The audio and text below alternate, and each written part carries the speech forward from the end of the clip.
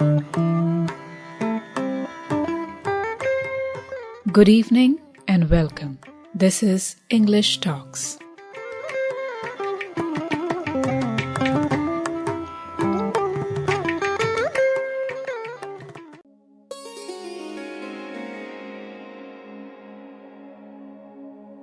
Long back in 1998, 31st December to be precise, a huge herd of elephants came to the lake, came to this area. They came from Banarghata. It was all elephant country at that point, no? And they were there at the lake for the whole day and maybe overnight. And then there is this forest department's Durasanpalliya reserve station nearby. It had it still has a huge bamboo grove. So what the elephants did, they were about 30 adults and 3 or 4 calves, I guess. And these elephants broke the fencing, they went in and they feasted on the bamboo. And then in the southern side, we had this orchard. I think orchards were all around. There was this Gardens. So these elephants went and feasted on the fruit here too. Everybody kept a distance. The next day, or maybe the day 3, I think, the forest officials finally burst crackers, and the elephants went back. That lake is in Puttenahalli in South Bengaluru, built around 1804, comparatively young by the city standards. This is English Talks, and I'm Puja Goyal. My guest for today is Usha Rajagopalan. She is the person most responsible for that lake still being a lake at all. Well, this happened purely by chance. I was a writer when I moved to Bengaluru in 2006. From my apartment, I could see this dying lake. I didn't even know what it was called at that point, but it was very, very clearly on the verge of extinction. My father was in the Forest Service and he had taught us to respect natural resources. And I felt that by watching the lake die day by day, I would be in some way responsible for its demise. So I kept quiet for about 1.5 years or so, waiting for someone else to take up the lake. My father had passed away in January that year, and I couldn't bear to think that I was letting him down. If you want to make change happen, then you don't wait for someone else to do it, you take the plunge. I mooted a campaign in my apartment complex and the response was sort of all right, nothing great. Because people were typically saying, look, it's not your work, it is the government's work, we are paying taxes. Why do you want to meddle in this? My neighbor, Ashwin Mahesh, when my campaign flopped big time, I went to him and said, hey, could you do something about this? And he got a BBMP to take up the lake for rejuvenation. At that time, in about 2008 or so, BBMP was planning to revive some 20 lakes, and I guess ours became the 21st. But it was the first one in that list, which they actually took up the first time. And once the rejuvenation happened, Puja, it was actually a totally fascinating process to watch. JCBs coming in, the excavator scooping out the soil. And my God, how much muck there was in the lake basin. No wonder the lake was dying. 3 residents from Brigade Millennium and I got together and we registered the Puttenahalli Neighborhood Lake Improvement Trust. That is with Prasanna Vainathaya, Aarti Mane, and O.P. Ramaswamy and myself. So this was the start of our trust, PNLIT, in June 2010. We registered PNLIT actually to assist BBMP with the post-rejuvenation maintenance. The very next month after we registered our trust, together with BBMP, we organized a tree plantation drive. We planted about 125 saplings. The MLA inaugurated it and residents in the area came and planted the others. And the lake needs people. We are the ones who are spoiling water bodies and we are killing them with our disrespect and negligence, water will find its course and it is going to reach the lowest point. Now, if you have constructions coming up in the lake bed, obviously you are going to have flooding, and these houses or buildings are going to be really impacted. Actually, the place belongs to water. And of course, the government has a role. They should not permit constructions in lake beds. Of course, you're wasting natural resources. But again, what happens is the lakes are not filled with water and they become receptacles for sewage. In your own house, you have a pipe that supplies clean water and grey water goes down the drain, right? Now imagine that grey water circulating and coming back into your freshwater pipe. This is what will happen if lakes are filled with sewage. And all these constructions, I think they should not be called developments. I think they should be called destruction of a city, because we are making the city less and less livable. The biggest challenge for us in all these years is basically, the government offices changing all the time. This is because we would have built a rapport with a certain engineer and a certain team, and the work could be going on extremely well. And then he will retire or he'll get transferred, and then his successor will want to put his or her own stamp on the work. We'll pull up our gardeners. Why aren't you cleaning this place?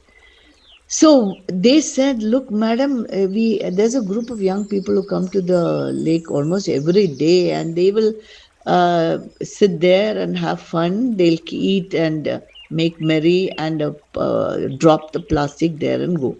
My friend Nupur and I, we went and we noticed them sharing packets of Lays or biscuits, I don't know what. They were eating, and we went and stood sort of beside them. We didn't look at them. We were looking at the water.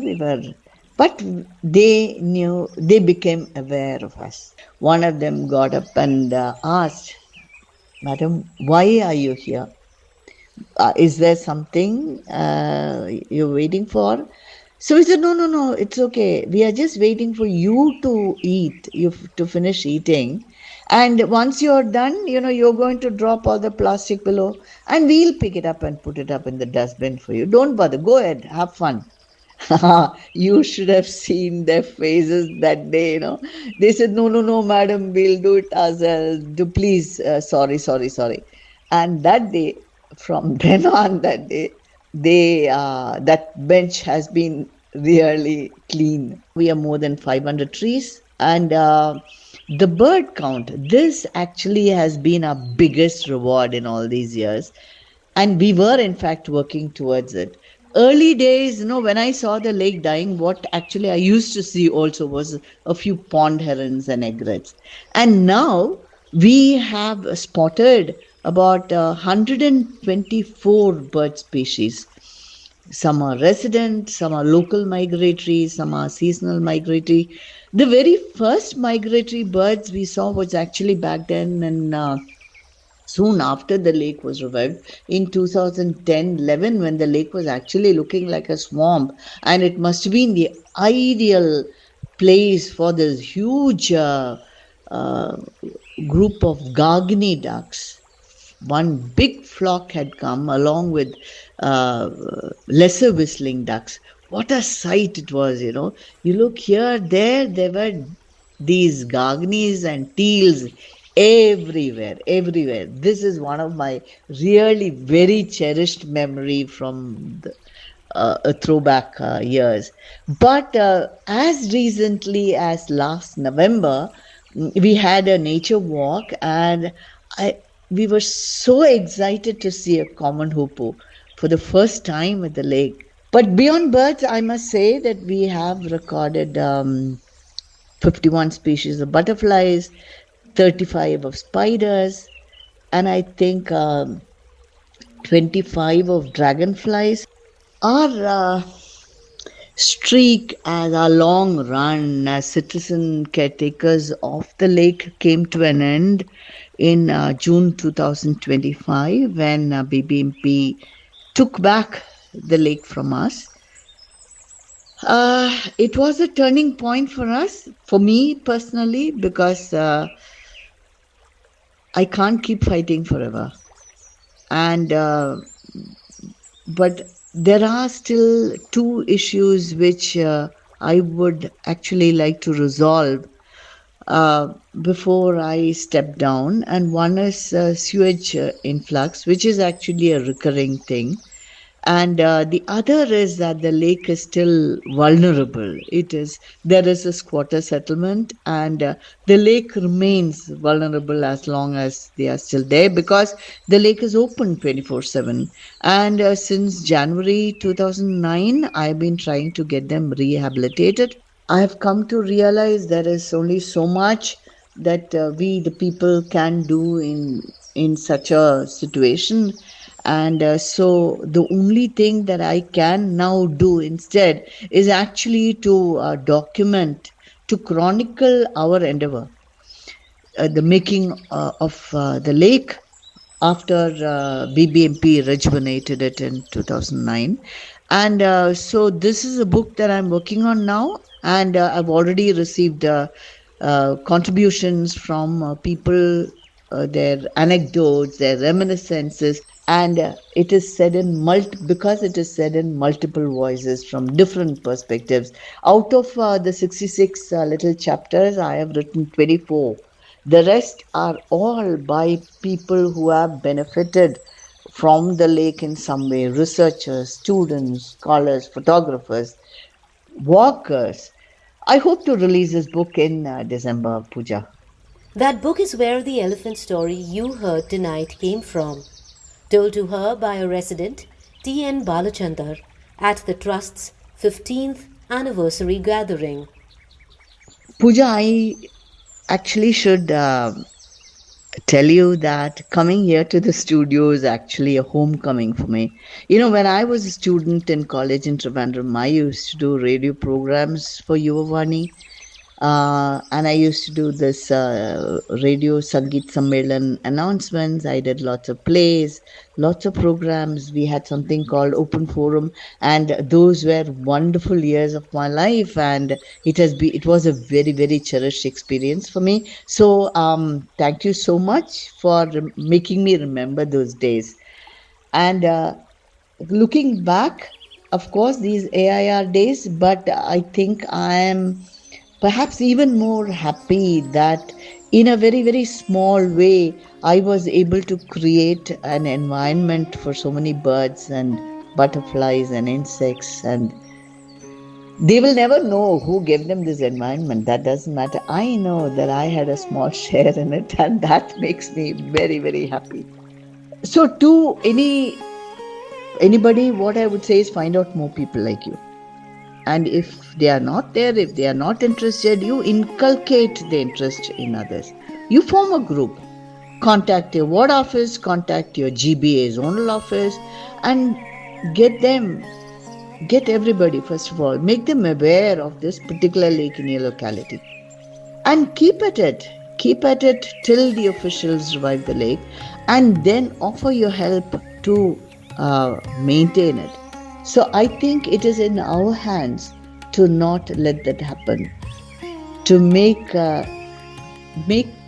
your neighborhood your own, your lake your own, and preserve it. Once, it was an elephant's corridor. Elephants walked to this lake because it was simply there. One water body among hundreds, in a city that never learned to count them. It isn't ordinary anymore. What's left of it exists because one writer decided that watching something die in silence was worse than the discomfort of trying to save it. Usha Rajagopalan, thank you for this and for 17 years of refusing to look away. You were listening to this wonderful program on Akashvani on All India Radio, English Talks. Thank you.